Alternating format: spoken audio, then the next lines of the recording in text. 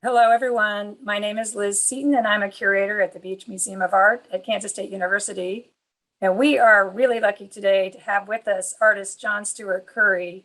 John, we are big fans here at Kansas State University. We have so many questions. We might not be able to get to all of them, but really glad you're here.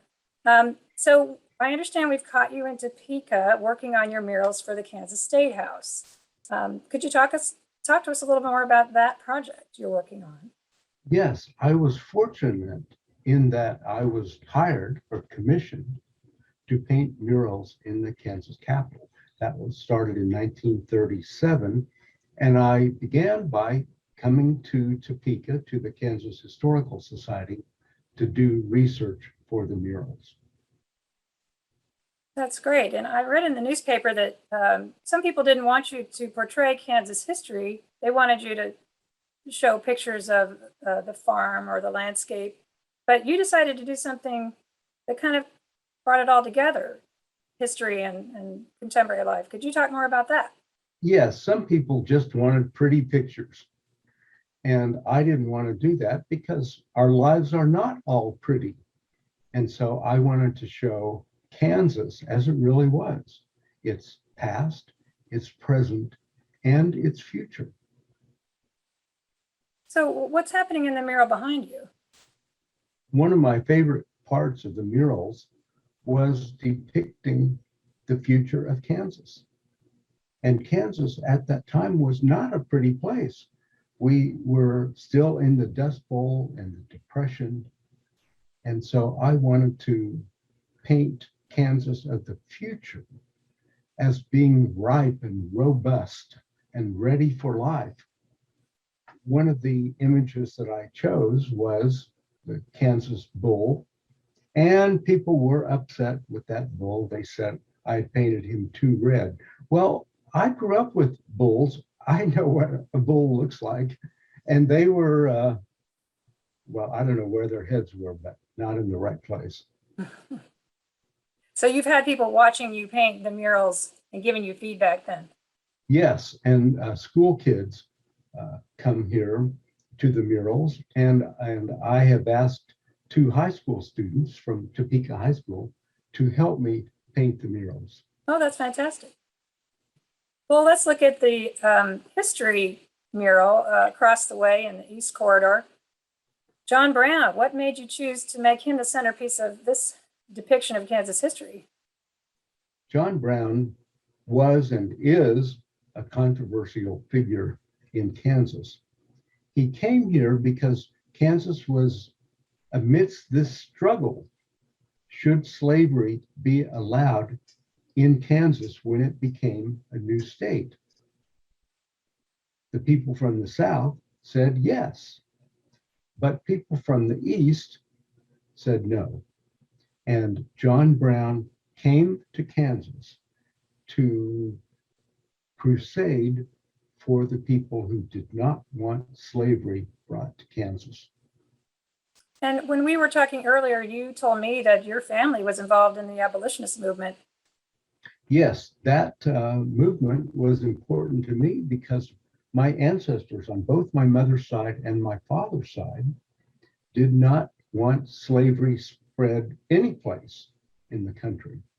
And so they came here on the Free State side. So one thing I noticed in this painting and some others is that you include natural events, some things that are difficult and somewhat scary, like the tornado at the left and the prairie fire at the right. So why do you do that? We had prairie fires and tornadoes then, and we have them today. They're part of our lives. So I thought they deserved depiction in my murals. Some of my murals show that conflict between man and nature. And sometimes nature wins. And I understand from talking to you that people in Kansas haven't been very happy with some of these negative forces that you've shown in your paintings. That is true, but I think that the majority of these people have come to appreciate these murals. Let's go to the painting that's featured in an exhibition we have up now, Sunrise Over Kansas, John Steuart Curry. We're really excited to have this exhibition on the walls for our visitors. The centerpiece of the exhibition is this painting that I'm showing now called Sunrise Over Kansas. And I wondered if you could talk a little bit about that. That's another event in nature. It's a beautiful one. It is beautiful. And some people wanted the Kansas landscape to be depicted as glorious and grand and on and on and on. But I wanted to depict Kansas as it really was. And so we have this beautiful Kansas sunrise, and there are some animals in the foreground, and you just feel like you were there. That's what I wanted. Yeah, and it's interesting to me that you have sort of stormy gray clouds and the sun is breaking through those. So again, you've kind of introduced something that's menacing, but something is nice that's coming Yes. through. Yeah, very nice. I think Kansans really enjoy their sunrises and sunsets. We feel we have a special relationship with them. And you've captured that very well. Thank you. Maybe you could talk a little bit more about your relationship with the land in Kansas. And I'll show people a picture of your parents on the farm where you grew up north of Topeka, right? Yes. A little town called Donovan. It's not much there anymore, but it was a wonderful place to grow up. I enjoyed the farm mostly. I wasn't very old when I realized I would much rather draw a picture of someone scooping manure than do it myself.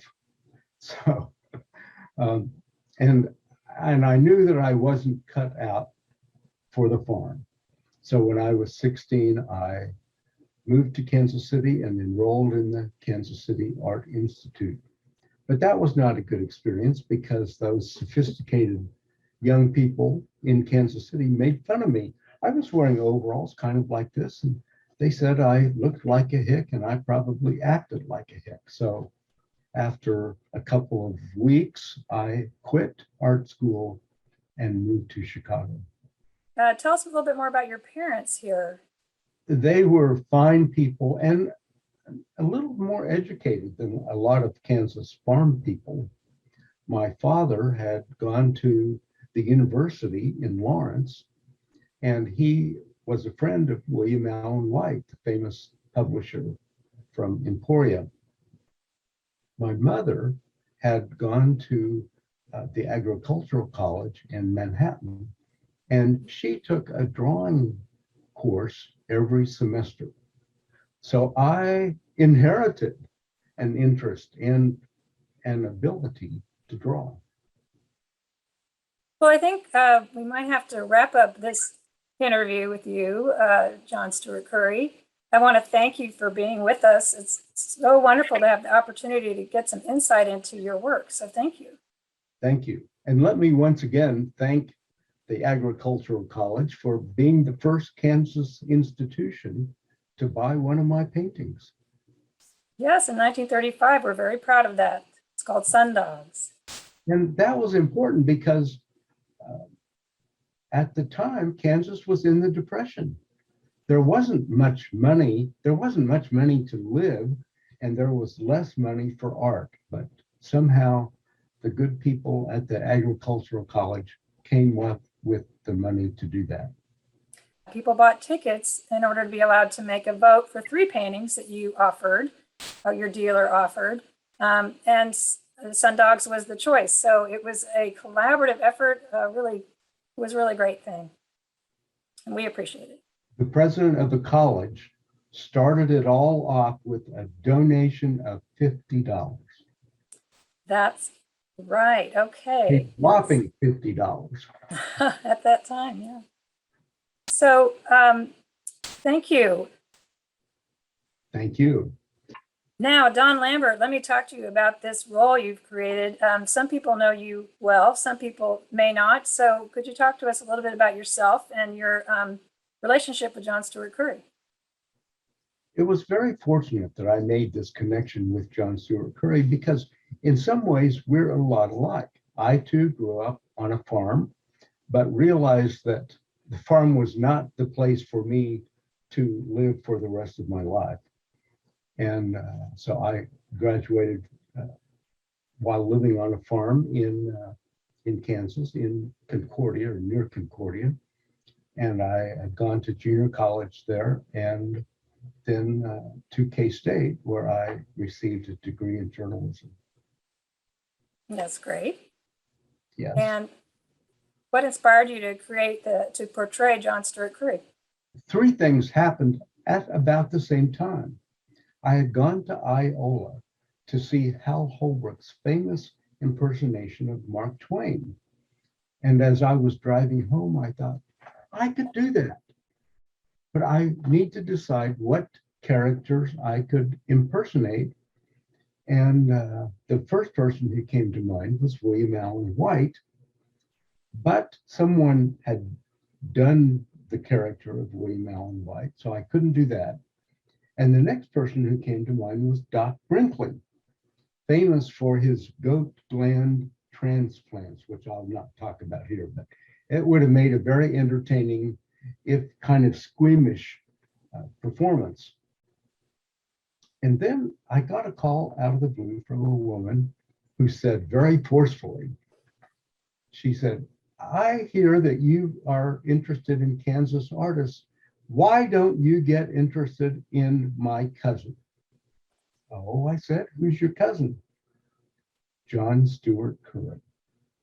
And at the same time, I was taking art history courses at KU in graduate school. And I was staring at a painting there. It's John Steuart Curry's self-portrait.